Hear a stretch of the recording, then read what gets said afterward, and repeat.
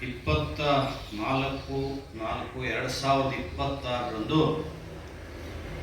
ರಾಜ್ಯ ಸರ್ಕಾರ ವಿಶೇಷ ಸಂಪುಟ ಸಭೆಯನ್ನು ಕರೆದು ಒಳ ಮೀಸಲಾತಿ ವರ್ಗೀಕರಣದ ಬಗ್ಗೆ ತೀರ್ಮಾನವನ್ನು ಪ್ರಕಟಿಸಿದೆ. ಏನು ವಿಶೇಷ ಸಚಿವ ಸಂಪುಟ ಒಳ ಮೀಸಲಾತಿ ವರ್ಗೀಕರಣವನ್ನು ಮಾಡಿದೆ, ಇದನ್ನು ಅನಿವಾರ್ಯವಾಗಿ ಒಪ್ಪಿಗೆಯನ್ನು ಸೂಚಿಸ್ತೇವೆ. ಇದು ಅರ್ಧ ನ್ಯಾಯ. ಇದರಲ್ಲಿ ಒಳ ಮೀಸಲಾತಿ ವರ್ಗೀಕರಣ ಮಾಡೋದಿದೆಯಲ್ಲ, 5/5 4/4 ಇದು 3 ಸಮುದಾಯಕ್ಕೂ ಕೂಡ 5ರ ಸಮೀಪ 5/5 ಅಂತ ಕರೀಬಹುದು. 5ರ ಸಮೀಪ ಇದು. ಇದರಲ್ಲಿ ಸಾಮಾಜಿಕ ನ್ಯಾಯದ ಅಂಶ ಕಾಣಿಸ್ತಾ ಇಲ್ಲ. ಮತ್ತೆ ಯಾವುದೇ ಆಯೋಗದ ವರದಿ ಆಧರಿಸಿಲ್ಲ. ಆದ್ದರಿಂದ ಇದು ಅವೈಜ್ಞಾನಿಕವಾಗಿದೆ. ಆದರೂ ಕೂಡ ಉದ್ಯೋಗಾಕಾಂಕ್ಷಿಗಳ ನಿರುದ್ಯೋಗಿಗಳಿಗೆ ಉದ್ಯೋಗ ಒತ್ತಾಯ ಇರೋದ್ರಿಂದ ಅನಿವಾರ್ಯವಾಗಿ ಒಪ್ಪಿಗೆಯನ್ನು ಸೂಚಿಸ್ತಾ ಇದ್ದೇವೆ. ಮದಿಗ ಸಂಘಟನೆಗಳ ಒಕ್ಕೂಟ ಅನಿವಾರ್ಯವಾಗಿ ಒಪ್ಪಿಗೆಯನ್ನು ಸೂಚಿಸೋದ್ರ ಮೂಲಕ ಕೂಡಲೇ ಗೆಜೆಟ್ ನೋಟಿಫಿಕೇಶನ್ ಅನ್ನು ಮಾಡಬೇಕು, ತುರ್ತಾಗಿ ಉದ್ಯೋಗ ನೇಮಕಾತಿಯನ್ನು ಮಾಡಬೇಕು ಅಂತೇಳಿ ಈ ಮೂಲಕ ಆಗ್ರಹವನ್ನು ಸರ್ಕಾರಕ್ಕೆ ಮಾಡ್ತಾ ಇದ್ದೇವೆ. ಜೊತೆಗೆ ಸಂಪೂರ್ಣ ಮೀಸಲಾತಿ ಜಾರಿ ಮಾಡೋದಕ್ಕೂ ಕೂಡ ಕ್ರಮವನ್ನು ಕೈಗೊಳ್ಳಬೇಕು.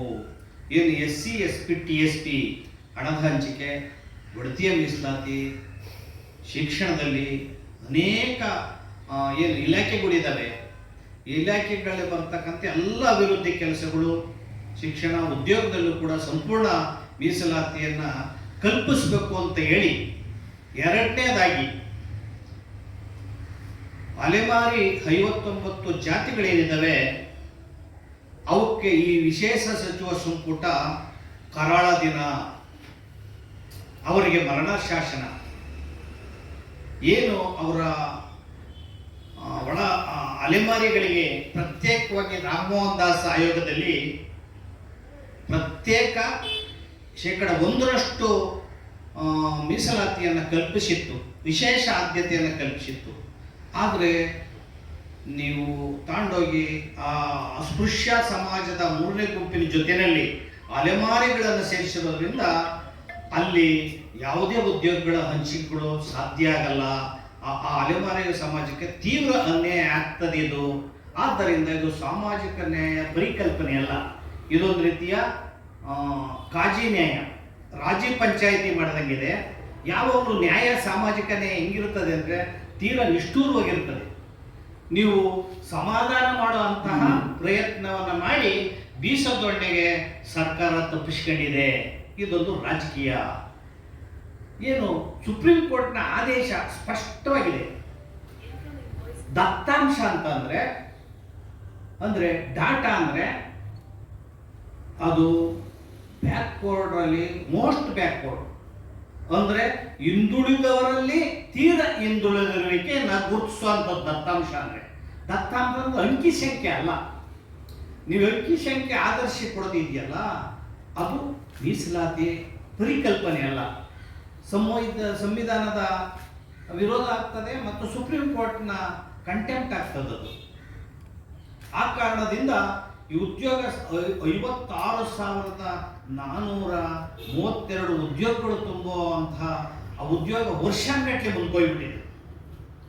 ಉದ್ಯೋಗಾಕಾಂಕ್ಷಿಗಳಲ್ಲಿ ಅನೇಕ ಜನಕ್ಕೆ ಆ ಉದ್ಯೋಗದ ಏನು ವಯೋಮಿತಿ ಮೀರಿ ಹೋಗ್ತಾ ಇದೆ.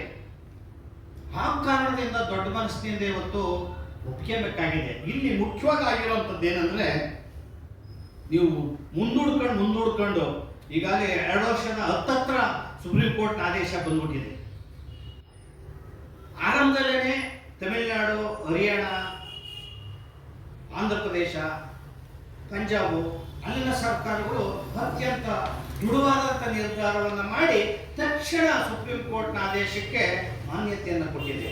ಸರ್ಕಾರ ಮುಂದೂಡ್ಕೊಂಡು ಹೋಗಿ ಈ 101 ಒಲೆಮಾದಿಗ ಸಮಾಜದಲ್ಲಿ ನೀವು ಜಗಳವನ್ನ ತಂದಿಕ್ಕಿ ಬೀದಿ ಕಾಳಗವನ್ನ ಮಾಡಿದ್ದರಿಂದ ಇದು ಇಬ್ಬರ ಜಗಳದಲ್ಲಿ ಮೂರನೇ ಗುಂಪಿನ ಸ್ಪೃಶ್ಯ ಸಮಾಜಕ್ಕೆ ಲಾಭ ಆಗಿದೆ. ಇಲ್ಲಿ ನಾನು ಪರಮಪಕ್ಷ ಲಮಾಣಿ ಗೋವಿ ಈ ಸಮಾಜ ನಮ್ಮ ಬಂಧುಗಳು, ನಾವೇನು ವಿರೋಧಿಸ್ತಾ ಇಲ್ಲ. ನಿಮಗೆ ಗೊತ್ತಿರಲಿ, ಬೇರೆ ರಾಜ್ಯದಲ್ಲಿ ಕರ್ನಾಟಕ ಬಿಟ್ಟರೆ ಎಲ್ಲ ರಾಜ್ಯದಲ್ಲೂ ಕೂಡ ಈ ಸಮಾಜ ಬ್ಯಾಕ್ವರ್ಡ್ ಲಿಸ್ಟಲ್ಲಿದೆ. ಬ್ಯಾಕ್ವರ್ಡ್ ಕ್ಲಾಸ್ ಬೇರೆ, ಇಲ್ಲಿ ಪರಿಶಿಷ್ಟ ಜಾತಿ ಗುಂಪಲ್ಲಿದೆ. ಆದರೂ ಕೂಡ ನಾವೆಲ್ಲರೂ ಕೂಡ ನಿಮ್ಮನ್ನ ಹೊಟ್ಟೆ ಒಳಗೆ ಹಾಕ್ಕೊಂಡು ನಿಮಗೂ ಮೀಸಲಾತಿ ಕೊಡಬೇಕು, ಅಲ್ಲೂ ಬಡತನ ಇದೆ ಅಂತ ನಾವು ಅಂದ್ಕೋತೀವಿ. ಅದು ಇನ್ನೂ ಹೆಚ್ಚಿಗೆ ಕೊಡಬೇಕು ಹಾಗೆ ಅಂತ ಜಗಳ ಕಿಳಿಯೋದು, ಹೋರಾಟ